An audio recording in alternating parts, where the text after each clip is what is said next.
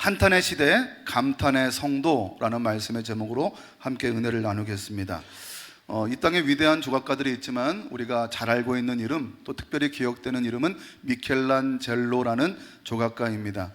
이 미켈란젤로가 많은 유명한 작품들을 조각했지만 그의 말년에 자신의 무덤 앞에도 조각상이 하나 있으면 좋겠다라는 생각으로 그가 조각을 시작하게 되는데, 반디니 피에타라는 그러한 작품이었습니다.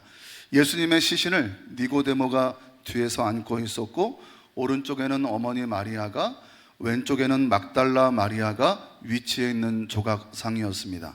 그런데 이 조각상을 열심히 조각하던 어느 날, 이 미켈란젤로가 조각을 멈추고 갑자기 망치를 들고 이 조각상을 깨어 부시기 시작합니다. 그때 예수님의 팔과 막달라 마리아의 팔을 깨뜨려 버렸습니다.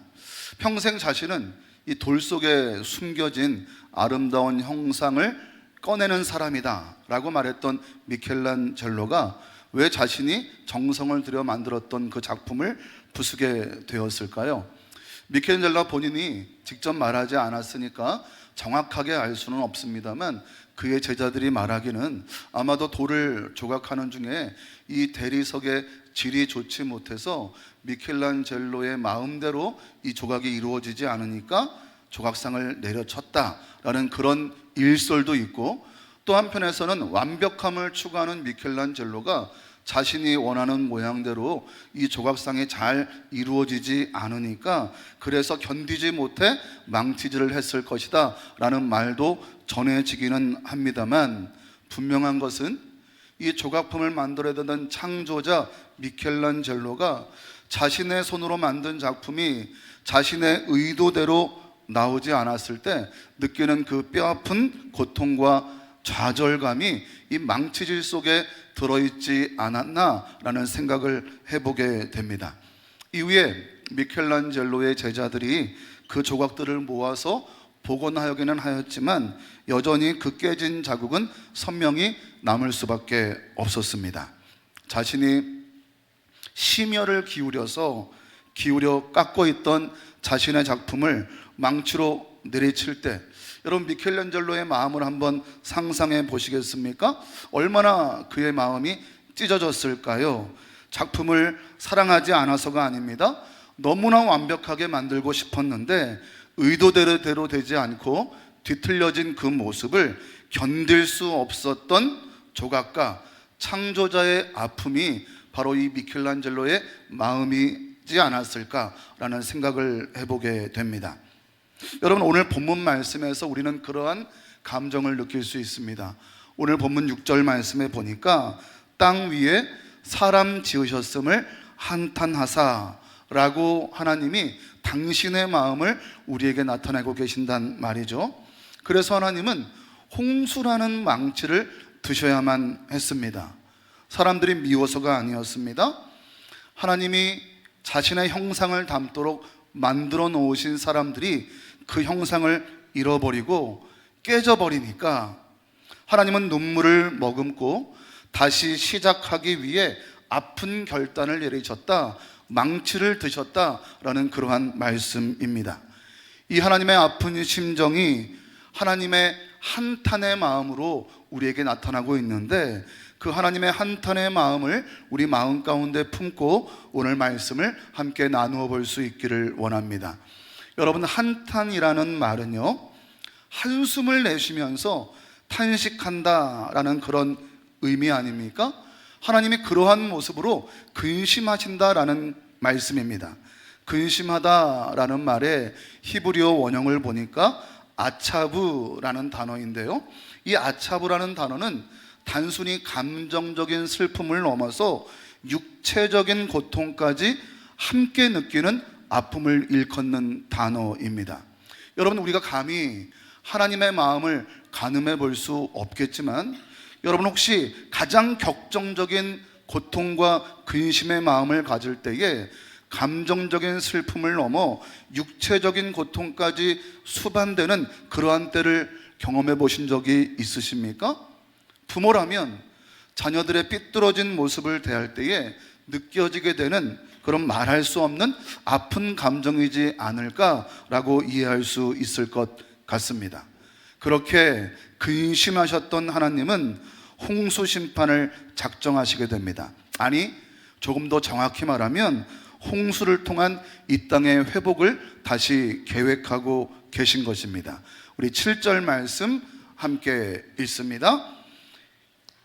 이르시되 내가 창조한 사람을 내가 지면에서 쓸어버리되 사람으로부터 가축과 기는 것과 공중의 새까지 그리하리니 이는 내가 그것들을 지었음을 한탄함이니라 하시니라. 하나님은 하나님이 창조하신 사람뿐 아니라 땅의 모든 생물들까지 다 멸하기로 작정하십니다. 그 이유를 하나님은 분명하게 다시 한번 말씀하고 계시죠. 한탄하고 계셨기 때문입니다. 사람의 모습을 보아도 하나님은 한탄할 수밖에 없고, 이 땅의 모든 피조물들을 보아도 하나님은 한탄할 수밖에 없었다라는 말씀 아니겠습니까? 그런데 이 부분에서 우리가 깊이 한번 생각해 볼 부분이 있습니다. 그것은 무엇입니까?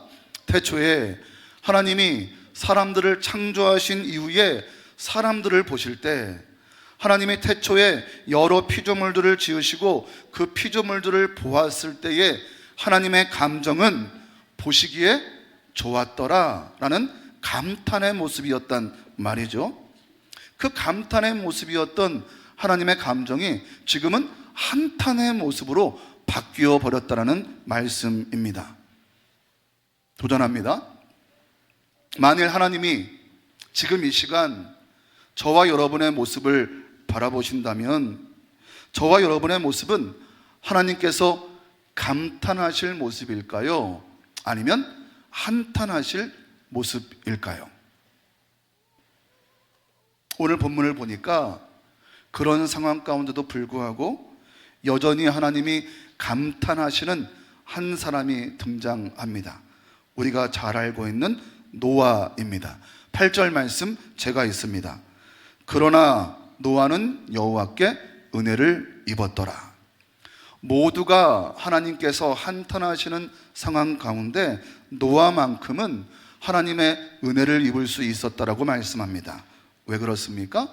하나님이 보실 때 노아에게 감탄할 만한 모습이 한탄되지 아니하고 감탄할 모습이 남아 있었기 때문입니다. 그것이 어떤 모습이었을까요? 9절 말씀 우리 함께 있습니다. 시작. 이것이 노아의 족본이라. 노아는 의인이요 당대의 완전한 자라. 그는 하나님과 동행하였으며. 하나님이 노아의 모습을 보시고 감탄한 이유는 분명합니다. 당대에, 그 시대에 노아는 의인이었고 하나님과 동행하는 자였다는 말씀입니다. 7장 1절에도 같은 말씀이 있습니다. 하나님은 노아의 모습에 대해 직접 이렇게 말씀합니다. 이 세대에서 네가 내 앞에 의로움을 내가 보았음이니라. 당대에서 노아의 의로움을 보신 하나님은 이 세대에서 동일하게 노아의 의로운 모습을 찾아내십니다. 하나님이 한탄할 수밖에 없는 그 당대, 그 세대 가운데 그 흐름을 쫓아가는 인생이 노아의 인생이 아니라 하나님 앞에 의롭기 위하여 애쓰는 인생, 그것이 하나님의 노아를 향한 평가였다라는 말씀입니다. 당대의 흐름에, 세대의 흐름에 민감한 사람이 아니라 이 시대가 무엇을 말하고 있는지에 똑같은 민감함을 가지고 바라보는 것이 아니라 지금 하나님께서 무엇을 말씀하고 계시는가, 하나님과 동행하기를 힘쓰며 이 당대에도 이 세대에도 그들과 똑같은 삶을 살기에 발버둥치는 삶이 아니라 하나님 앞에 내가 어떻게 하면 의로운 자의 삶을 살 수 있을까 힘썼던 그 노아의 모습이 바로 하나님을 감탄케 하는 모습일 수 있었고, 그런 노아의 믿음의 모습으로 인하여서 노아는 홍수 가운데 은혜를 입을 수 있었더라 라고 성경은 우리에게 증언하고 있는 것이죠. 자, 그렇다면 도대체 노아의 세대, 노아의 당대가 어떤 모습이었을기에 하나님께서는 그 당대의 그 세대의 모습을 보고 한탄하셨을까요? 바꿔 말하면 그 세대의 모습을 따르지 않았던 노아의 모습이 하나님을 감탄케 하는 모습이었다면 그 세대가 어떤 모습을 가지고 있었는지 함께 살펴보는 가운데 지금 우리가 살고 있는 이 세대, 이 당대의 모습과 비교하는 동시에 우리도 노아처럼 그 모습을 따르지 않는 삶을 결정할 수 있다면 우리도 노아와 같이 하나님의 은혜를 입을 수 있는, 하나님이 한탄하는 성도가 아니라 하나님이 감탄하시는 성도의 모습으로 이 땅에서의 삶을 살아갈 수 있지 않겠습니까? 오늘 본문 속 하나님이 한탄하신 그 당대, 그 세대의 모습을 살펴보면서 성도로서 이 세대를 살아가는 우리들이 주의해야 할 것이 무엇인지 함께 살펴보기를 원합니다. 첫 번째로 번성하기 시작할 때를 주의해야 합니다. 한번 같이 읽어보죠. 시작. 번성하기 시작할 때를 주의해야 합니다. 우리 1절 말씀 함께 읽습니다. 시작. 사람이 땅 위에 번성하기 시작할 때 그들에게서 딸들이 나니. 자, 그 당대 하나님이 사람을 보시고 한탄하실 때를 성경은 사람이 땅 위에 번성하기 시작할 때다라고 말씀하십니다. 여러분, 사람이 땅 위에 번성한다는 것은 말 그대로 사람의 수가 땅 위에 증가할 때를 말하고 있는 것 아닙니까? 이 땅에 사람의 수가 점점 많아지기 시작했다라는 말씀입니다. 그런데 여러분, 잘 생각해 보십시오. 이 땅 가운데 사람의 수가 번성하였다라는 말씀은 우리 가운데 부정적인 뉘앙스로 들려져야 할 말씀이 아닙니다. 왜 그렇습니까? 하나님이 사람을 창조하신 이후에 제일 먼저 주신 복이 무엇인가요? 생육하고 번성하라 라는 복이었단 말이죠. 그러니까 번성은 곧 축복이라는 말씀입니다.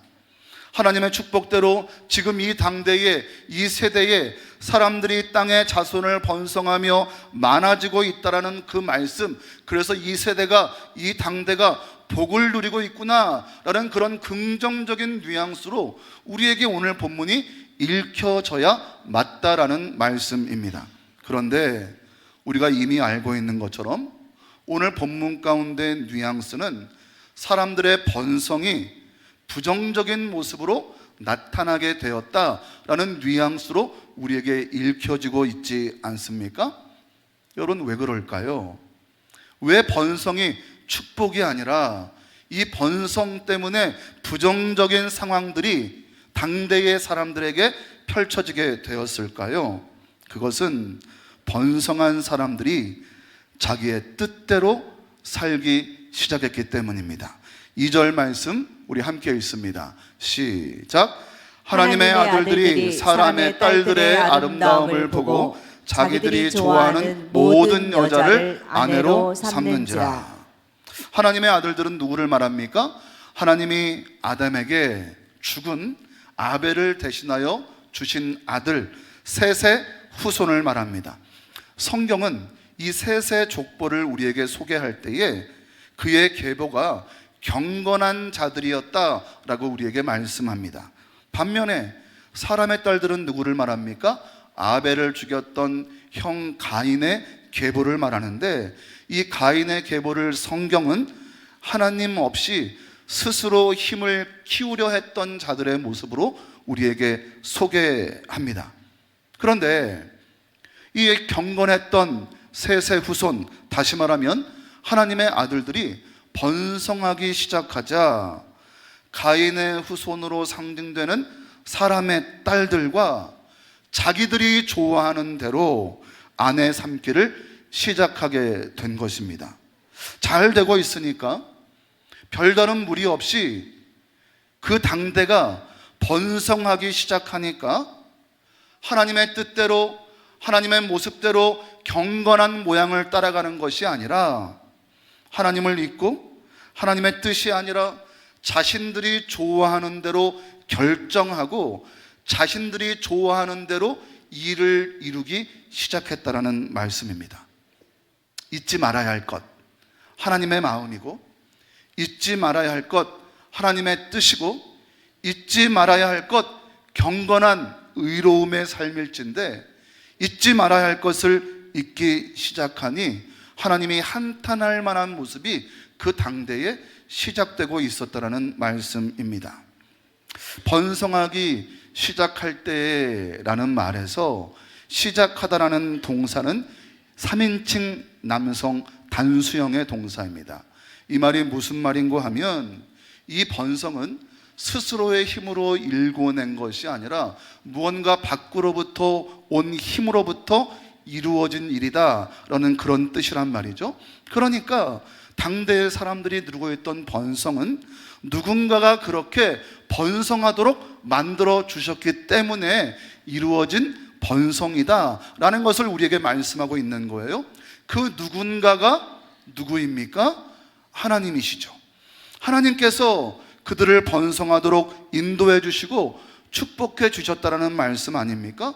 번성은 하나님의 복인데, 그 번성을 잘못 누리면 그것이 하나님의 한탄의 대상이 될 수밖에 없다라는 사실을 우리가 함께 교훈으로 새길 수 있어야 한다는 말씀입니다.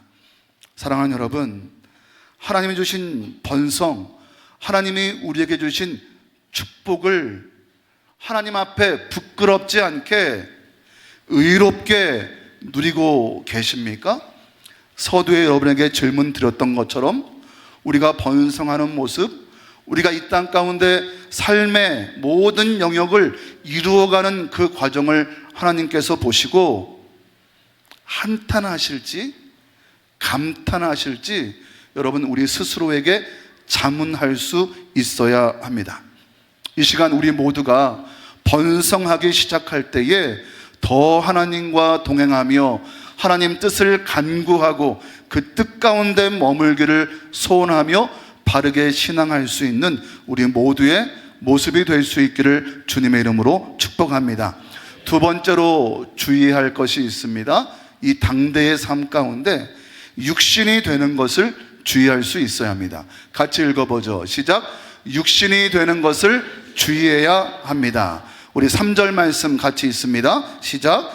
여호와께서 이르시되 나의 영혼이 사람과 함께하지 아니하리니 이는 그들이 육신이 되리라. 그러나 그들의 날은 120년이 되리라 하시니라. 여러분 오늘 말씀에서 주목해서 보셔야 할 단어가 있습니다. 육신이라는 단어입니다. 하나님께서는 그들이 육신이 되었다라고 말씀하시며 나의 영혼이 그들과 함께하지 않겠다, 하나님의 영이 그들과 함께하지 않을 것이다, 육신이 된 자들과 함께하지 않겠다라고 말씀하십니다. 무엇이 문제였을까요? 하나님은 사람을 만드실 때 흙이라는 재료를 통하여 생기라는 목적을 담으셔서 결국 생영이 되게 하십니다. 생명이라는 말은 살아있는 영이라는 뜻이고, 영은 하나님과 교제하기 위한 소통의 창구입니다.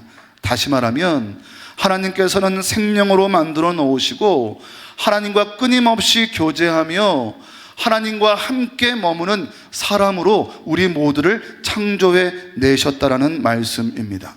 그런데 생명으로 하나님과 교제하는 데에 힘쓰고 애써야 할 인간이 밥만 먹고 사는 존재로 그렇게 이 땅의 삶을 영위하는 데만 몰두하고 있다면 여러분 그것은 하나님의 뜻을 먹고 사는 영적인 존재의 모양이 아니라는 말씀입니다. 노아 시대의 사람들은 이 우선순위를 완전히 뒤바뀌어 버린 거예요. 눈에 보이는 것, 손에 잡히는 것, 당장의 쾌락과 유익만이 그들의 인생의 전부가 되어버린 것입니다. 생명으로 살아가야 될 그들의 인생이 육신에 매인받은 육신의 삶이 되어서 육신의 것들에만 온통 몰두하는 삶을 살아가고 있었다라는 말씀 아니겠습니까? 육신이 되었다라는 말은 곧 하나님 없이도 살 수 있다고 믿는 교만의 마음과 눈에 보이는 것이 전부라고 믿는 어리석음이 결합된 상태를 말합니다. 세상과 소통하느라 너무 바빠서 하나님과 소통할 시간이 없는 상태, 나의 욕심을 채우는 데는 민첩하지만 하나님의 뜻을 묻는 데는 무감각해진 상태, 이것이 바로 육신이 된 사람들의 특징입니다. 여러분, 하나님께서 나의 영을 거두겠다라는 말씀은 굉장히 무서운 징벌 아닙니까? 이것은 그래, 네가 원하는 대로 육체의 본능대로 한번 살아보거라, 그 끝이 무엇인지 보게 될 것이다 라는 하나님의 방임과 방치의 심판이란 말이죠. 여러분, 그 결과는 무엇입니까? 그 끝은 무엇입니까? 그들의 날은 120년이 되리라. 분명한 한계가 있을 것이다. 분명한 끝이 있을 것이다. 생명이 되어서 영원한 생명을 소망을 두고 살아가는 인생이 되어야 하는데, 이 땅에서 영혼을 잃어버리고 흙으로 돌아갈 수밖에 없는 허무한 한계를 갖게 될 것이다 라는 그러한 하나님의 심판의 말씀 아닙니까? 사랑하는 성도 여러분, 하나님과 관계없이 하나님의 통제를 받지 않는 인간들의 번영을 부러워하지 마시기를 바랍니다. 그것은 영적인 생명을 갉아먹는 독이 될 수 있습니다. 껍데기만 화려한 육신의 삶은 여러분 결국 썩어질 것에 소망을 두는 삶이 될 수밖에 없습니다.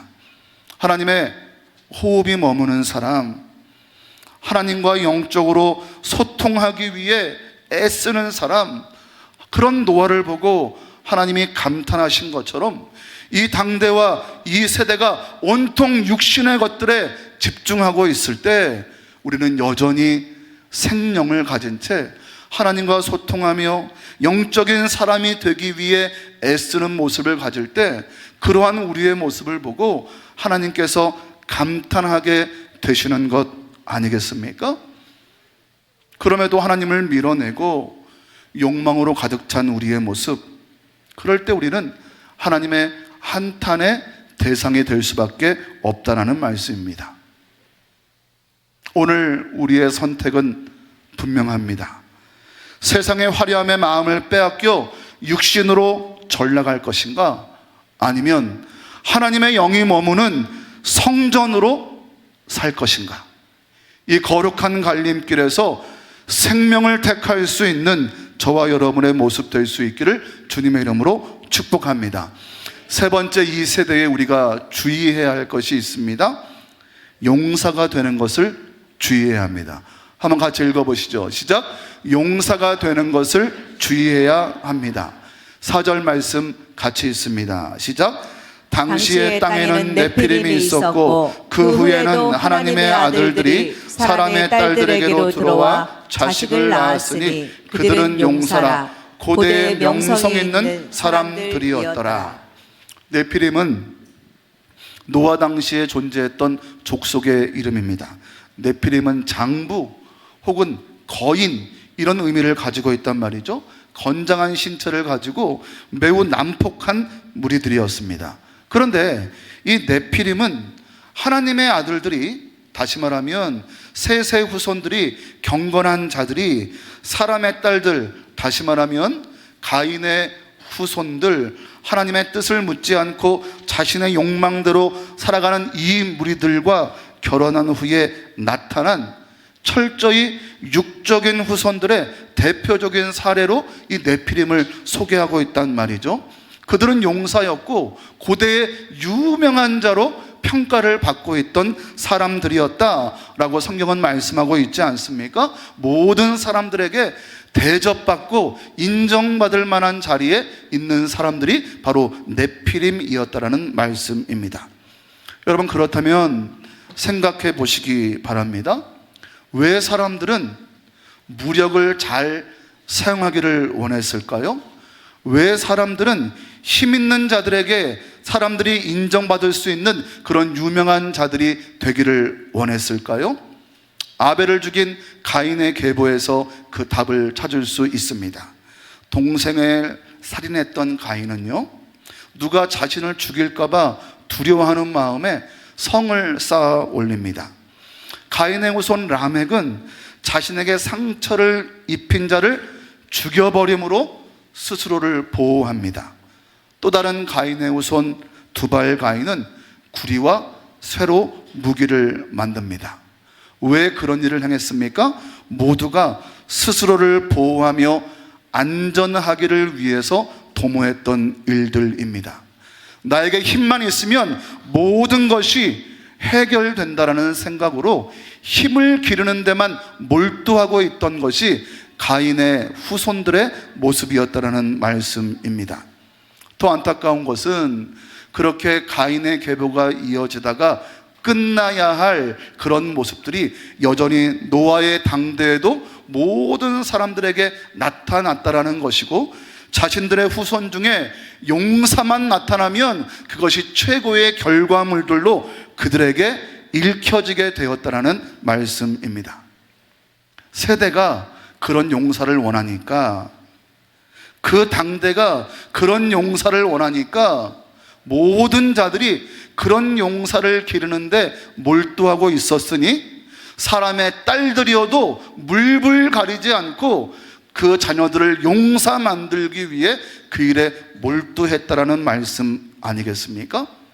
사랑하는 여러분, 이 시대가 그런 용사를 원한다면, 이 시대가 그런 능력자를 원한다면, 우리의 자녀들이 그런 용사가 되고 우리의 자녀들이 그런 능력자만 될 수 있다면, 혹시 우리도 사람의 딸들이라도 그들과 혼인하기를 마다하지 않는 그릇된 영적 결정을 내리게 될 때가 있을 수 있지 않겠습니까?